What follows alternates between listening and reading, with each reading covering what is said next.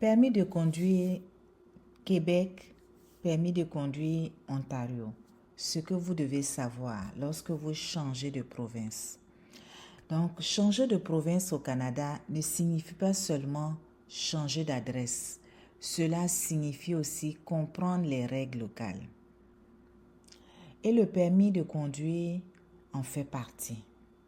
Beaucoup pensent qu'un permis canadien est valide partout sans formalité. En réalité, chaque province administre son propre système. Commençons par la règle de base. Si vous possédez un permis valide du Québec et que vous envisagez de déménager en Ontario, vous pouvez conduire temporairement. Mais si vous devenez résident de l'Ontario, vous devez échanger votre permis dans un délai prévu par la province. L'Ontario fonctionne avec un système gradué.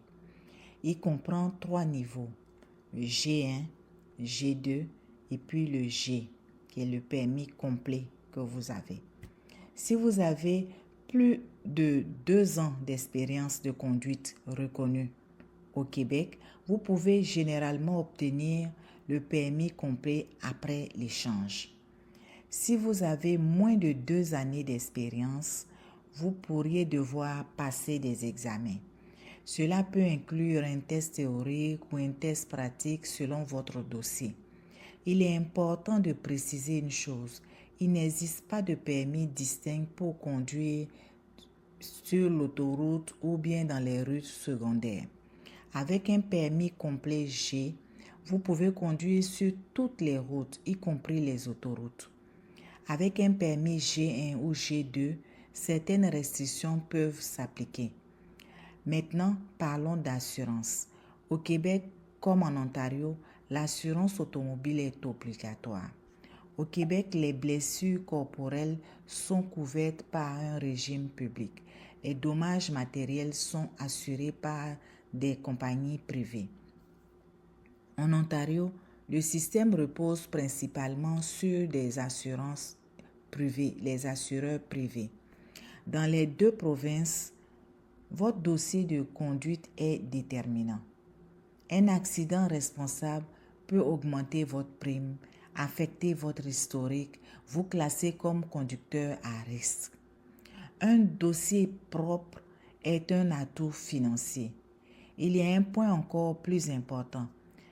La conduite avec faculté affaiblie, que ce soit par l'alcool ou la drogue, est une infraction criminelle au Canada. Ce n'est pas une simple contravention. Une condamnation peut entraîner un casier judiciaire. Normalement, si on vous prend sur les faits, ça affecte votre casier judiciaire. Des sanctions importantes sont prises. Une suspension du permis selon le cas et selon votre statut d'immigration, cela peut avoir des conséquences vraiment sérieuses.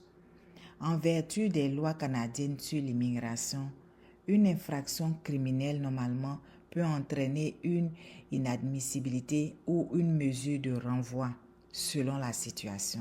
Donc ce point est très important. Chaque cas est évalué individuellement, mais les conséquences peuvent être lourdes.